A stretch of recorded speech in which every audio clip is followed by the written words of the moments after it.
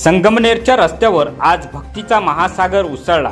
आमदार अमोल खताळ यांच्या हस्ते जगन्नाथ रथ यात्रेचे भक्तिपूर्वक स्वागत। संगमनेर शहरामध्ये राजस्थानी ब्राह्मण समाज आणि जगदीश मंदिर ट्रस्ट यांच्या वतीने भगवान जगन्नाथ रथ यात्रा अत्यंत भक्तिभावाने आणि धार्मिक वातावरणात संपन्न झाली। या पवित्र रथ यात्रेचे संगमनेरमधील श्रीकृष्ण मंदिर मेन रोड येथे आमदार अमोल खताळ यांच्या हस्ते स्वागत करण्यात आले।